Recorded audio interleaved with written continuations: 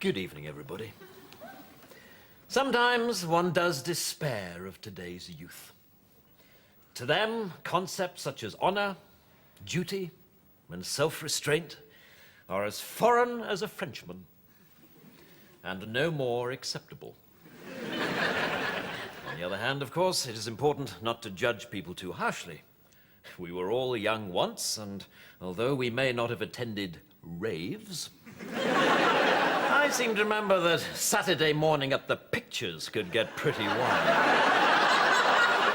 That he who has never chucked a gobstopper at John Wayne during the kissy bit cast the first stone. For young people, as we shall see, are like the last banana in the fruit bowl. Not all bad.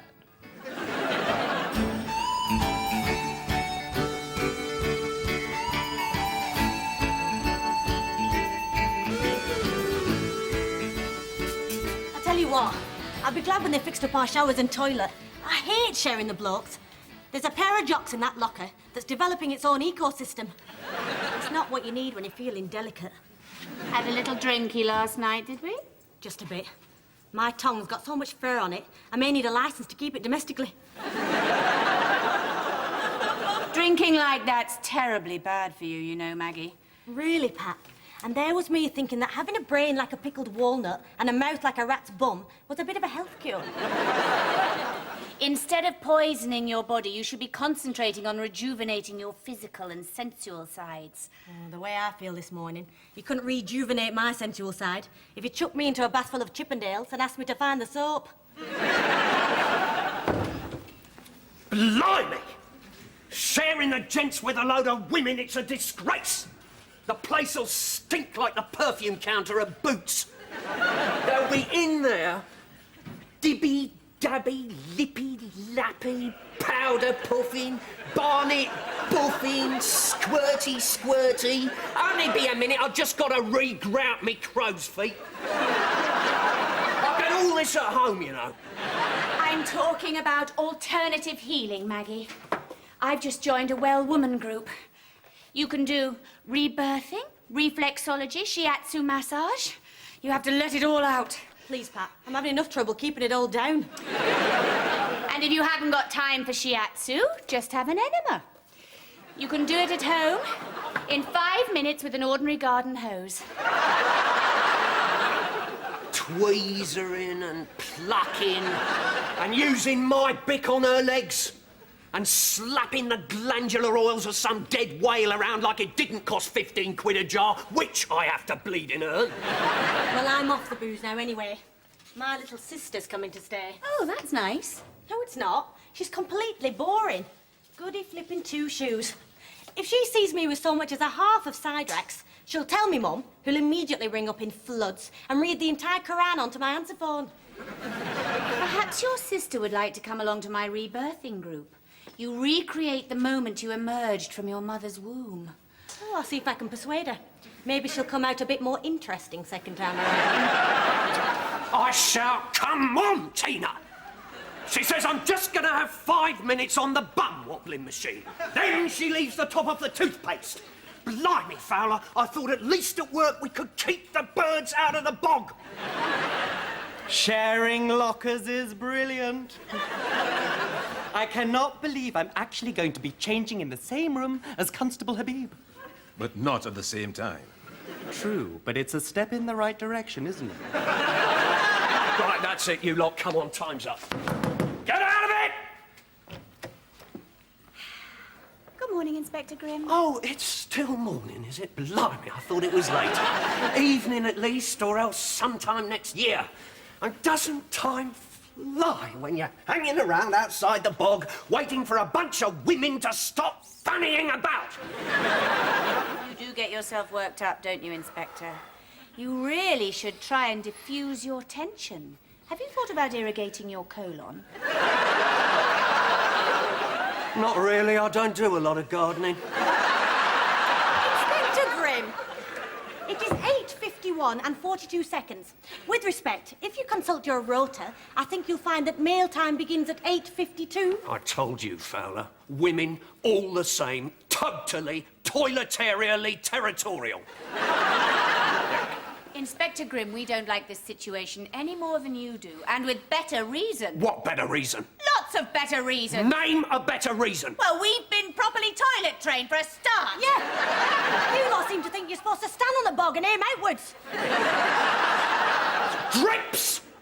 Women are obsessed with drips. I say, Tina, wear a pair of slippers. Please. Really, now, please, now, please. Really. The situation is as it is, and we must simply make the best of it. I've scheduled a meeting with the regional auditor, but he's notoriously tighter than an Italian tenor's trouser buttons.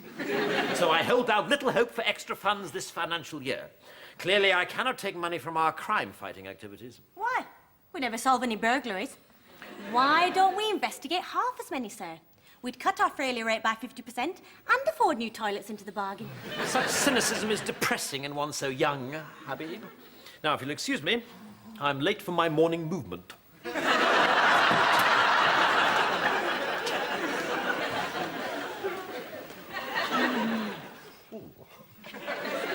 Look what I've got, Frank. Some of that new male Calvin Klein perfume. Dead cool, dead street. Really gets the babes horny. You know, I reckon when Constable Habib gets a whiff of this, she'll say, "Hey, climb aboard, big boy, and fall at my feet." Kevin, it'll take more than a whiff of perfume to make Maggie Habib fall at your feet. Maybe you should try chloroform, eh?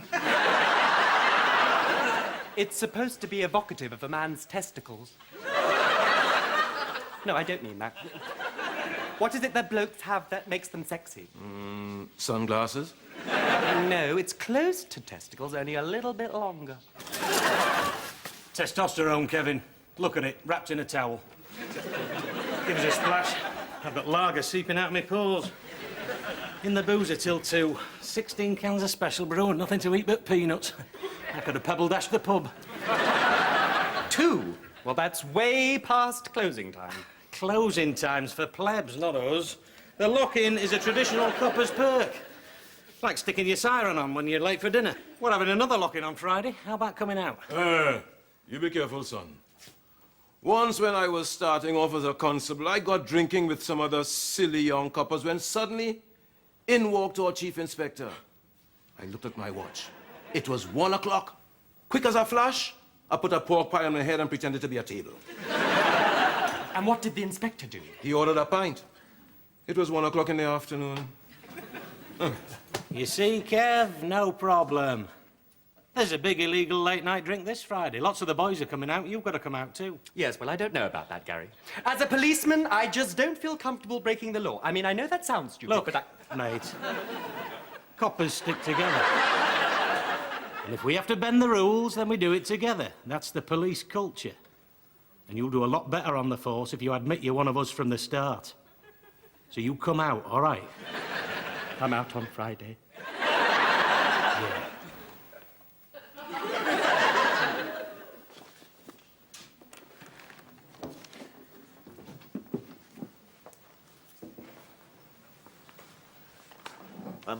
Patricia, regarding the current dysfunctional nature of the non-male person's locker room.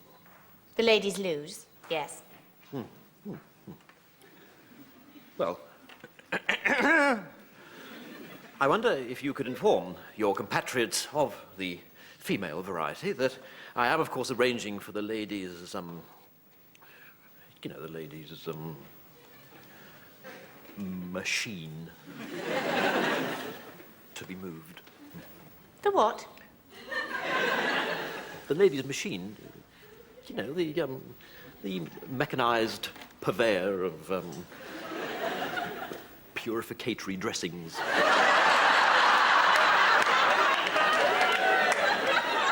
Swabs.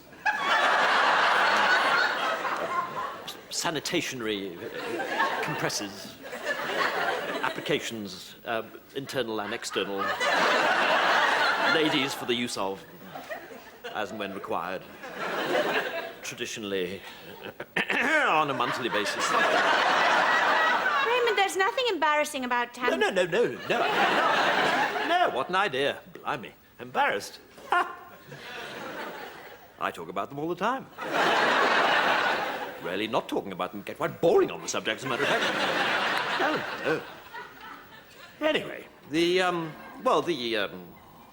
thingy machine will be relocated in the male locker room in a suitably discreet, darkened corner. Unless, of course, you'd rather we put it in the cellar, you know, to save embarrassment. No, the locker room will be fine. Oh, good. So in the broom cupboard behind the cistern it goes, then.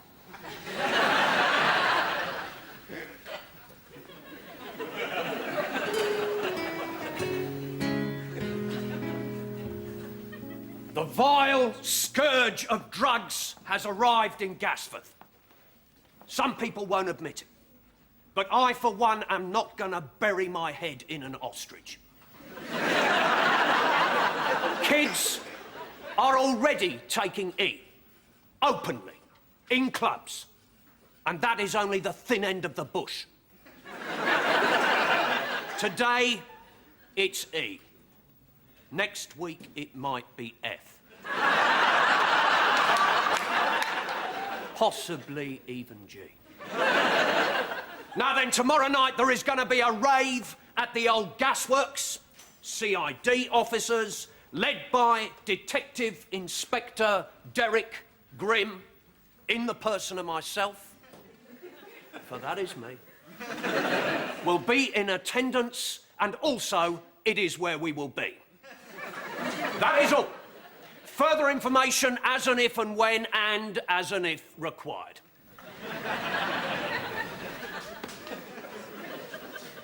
Drugs. What is wrong with young people today? With their uppers, downers, poppers, toppers, speed, whiz, crack, junk, smack, splosh, zing, bonk, bark, oink, wham, bam. Oops, I've just destroyed the family brain cell. Can't they amuse themselves without chemical stimulation? Haven't they heard of Monopoly? I suppose they're just not as boring, as sensible as you were, sir. They're looking for something more exciting. Exciting? Have you ever had hotels on Mayfair and Park Lane? You can make a fortune. A damn sight more exciting than filling your head with chemicals and prancing about drinking Lucozade for 8 hours. I can see nothing exciting about that whatsoever. Well, that's not quite true. I do recall that as a youngster I could get pretty worked up at the prospect of a glass of Lucozade. But great plates of wobbly custard. Why this need for sensory stimulants? When I was an adolescent, my idea of a major sensory stimulant was sucking on a fisherman's friend. Have I said something amusing, Constable Goody? Oh, yes, sir, definitely. Really? Then perhaps you'd like to explain the joke to me. Yes, I will. Well, sir, you said that you were stimulated by sucking on a fisherman's friend. And I think that's very funny. I see. And why do you find it funny, Constable Goody? Well, they're horrible, aren't they? Everyone knows that.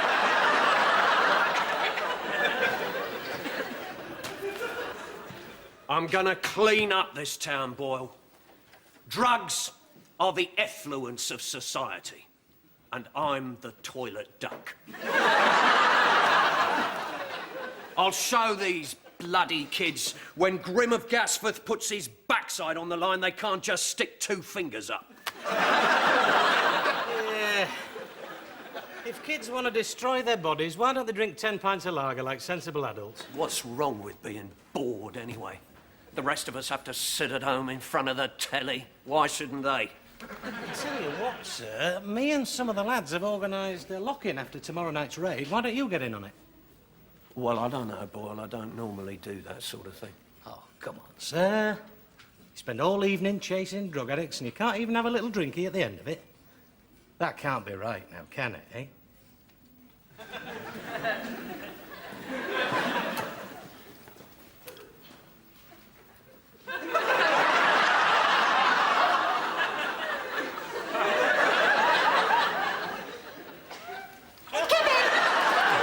What are you doing? Just giving you a whiff of my testostericals. I shall speak to your mother. Oh, Maggie. Can I talk to you about something? It's just that I've got a sort of moral dilemma. You see, Gary Boyle has been going on at me about coming out. He wants you to come out. Yes, he wants me to come out and admit that I'm one of them. Well, what's it got to do with him? Tell him to bog off. No. You see, in so many ways, I'd feel that I'd actually quite like to, you know. But it isn't easy, what with being a policeman and everything. Oh, I see. Well, whatever you decide to do, Kevin, I want you to know I think you're being really brave. And I really admire you.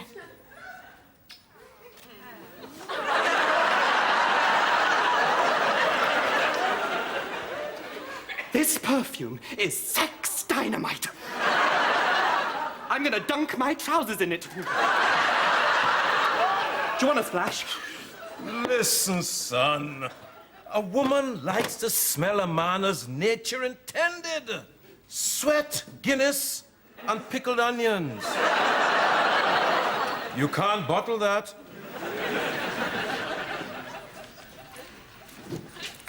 I'm off for my rebirthing. Ah, yes, rebirthing. Just remember to pick me up at 10. Patricia, I'm hardly likely to leave a newborn baby to fend for itself in the sports centre car park, now am I? There's one reborn every minute. You don't think much of Sergeant Dawkins' interest in alternative inner healing, do you, sir? Well, why is everybody searching for this something inside them? Patricia and her quest for the inner woman, children and their drugs. It's an alternative culture now, sir. People are asking questions. They want to know who they are. Then they should damn well look at their passports. Alternative culture. I remember when our idea of alternative culture was turning over to ITV. People have too much choice these days. Did you know that you can get an almond Mars bar? An almond Mars bar? Mars bars got by for over 50 years without almonds in them. Yes, sir. They've put caramel in the whispers. We live in a debauched, hedonistic age. Young people are addicted to pleasure. Not all young people, sir. My little sister's addicted to organised religion, exams, and netball. She sounds like a very fine young woman. Proof that not all young people are decadent wastrels. Oh, Maggie. A young lady for you says she's your sister. Hello, Maggie. Hello, Nazia. This is my little sister Nazia, sir. Ah, splendid, splendid. Welcome to Gasforth, Nazir. I'm sure you'll love it. We have a museum, a small library, and a fascinating 18th century stone horse trough. Stuff that. As soon as I got my glad rags on, I'm out raving. You better change if you want to come too, Mags. Look like a right tosspot in that pig's costume.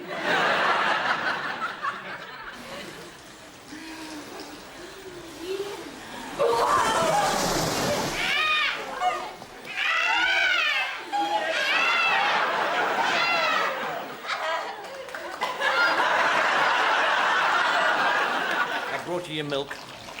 Can you not be too long learning to walk because I'm parked on a meter? Thank you, Raymond. I'm only 5 seconds old and already my innocence has gone.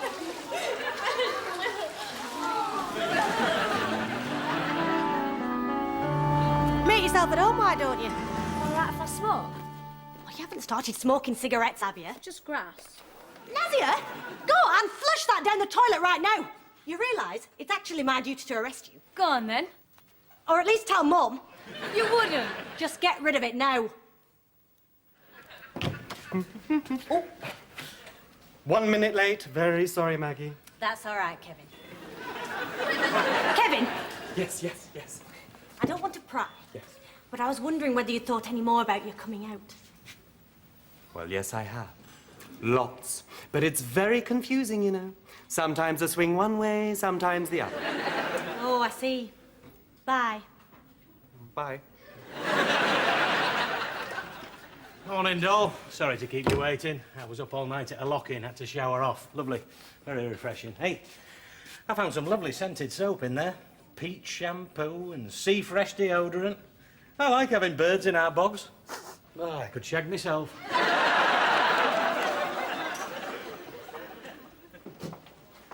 Don't forget I've got my reflexology this evening, Raymond. Ah, yes. Reflexology. Which one's that again?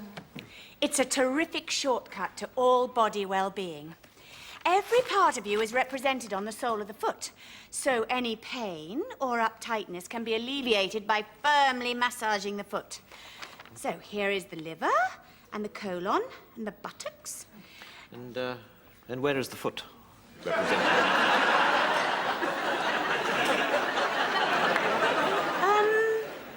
Well, I mean, supposing I had a really sore foot. How would you soothe my foot? By grabbing my foot and sticking your thumbs into my foot? Raymond, do I ask you to logically justify your covering the kitchen table with a balsa wood model of a Lancaster bomber? No, but I would be quite happy to.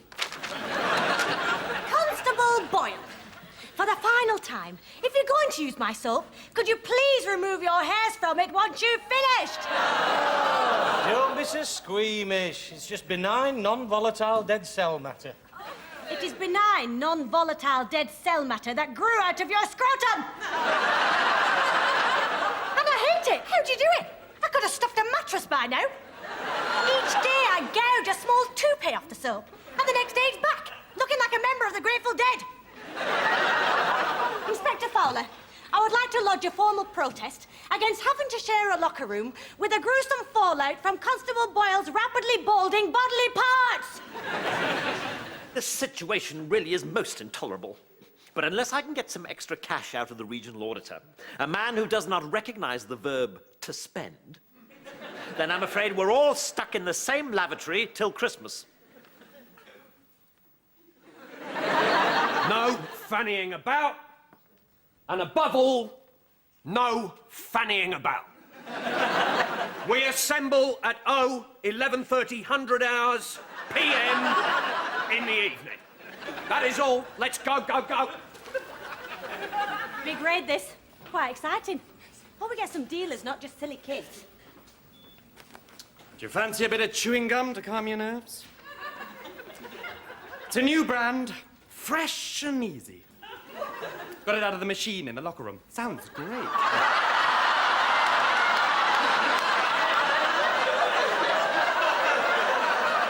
Gives you a great fresh feel all day. Helps you get on with life. And no leaking. Which is great, isn't it? Because I often dribble a bit if I try and chew. And watch television at the same time. Oh, yes.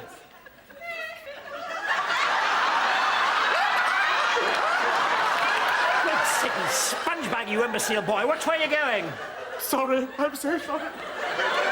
Sir, with respect, I think you should be a bit more understanding with Kevin. He's a bit distracted, you see. The thing is, he's told me that he's coming out. Coming out? Do you mean coming out as a Guardian reader would understand the term? Absolutely, sir. I see. Well, I must go out of my way to put him at his ease. Now then, Goody. I've asked you to come and see me on a matter about which I feel no embarrassment. No embarrassment whatsoever. Constable Habib has informed me that you're worried about coming out. Well. I suppose it has been on my mind, sir, yes. Well, you mustn't worry yourself unduly, Goody. That's good, sir, because Gary Boyle says that having a sly quickie after work is a police tradition. He said that? Oh, yes. He says that if a bloke can't get a couple of stiff ones down his neck after work, then what's the point of being a copper? He reckons that the pub lock-in is all part of police culture. Pub lock-in? You mean you've been asked to come out for an illegal drink? That's what's been worrying you? Yes, CID do it all the time. I'm really pleased it doesn't bother you. I'll tell you what, I'll be stuck into the Malibu at the Frog and Truncheon tonight. If you do, you appalling youth, you'll be stuck in a cell tomorrow morning. I'm aware that there are certain nod-and-a-wink customs in which CID officers ignore the law, but I will not allow the corruption of my officers. Quite frankly, I preferred you when you were a homosexual.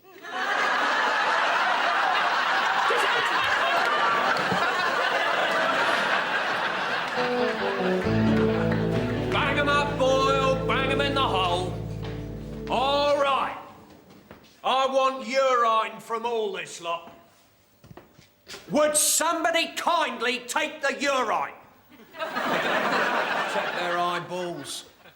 If the pupils are dislocated, nick 'em. Look for the signs of addiction.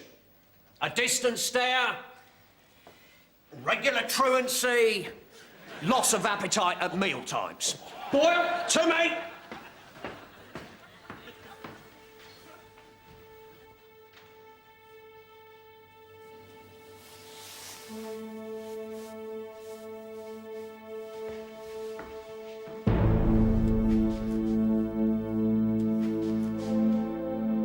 You didn't get rid of it, did you?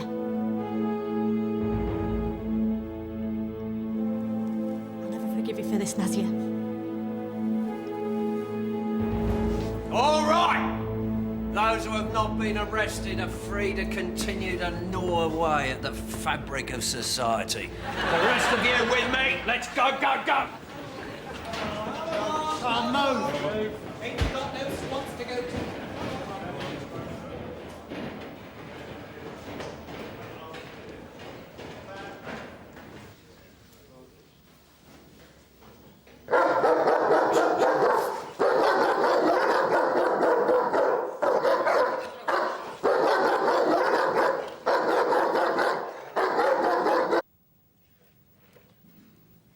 I have no excuse, sir. I was protecting my sister. You understand that I'm going to have to charge you. Yes, sir. You fool, Constable. What madness possessed you? She's my little sister, sir. My mum would have died. She'd be... Go to your desk, Constable.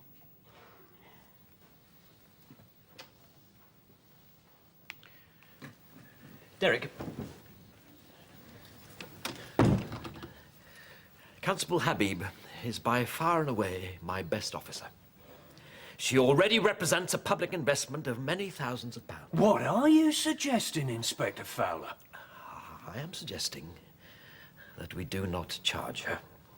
She has a fine career ahead of her, and because of one insane moment of filial loyalty... I don't believe I'm hearing this. Inspector High and Mighty, Snooty, Snotty, Hoity-Toity Fowler wants me to break the law. I know! But she was just trying to help her little sister. And when her little sister is a drug baron defending an armoured crack house with a shoulder-held missile launcher, will it be all right to help her then? No, I don't like it, but I know my duty. We're charging her. It's been a long night. Right, Boyle, what about that drink we were discussing?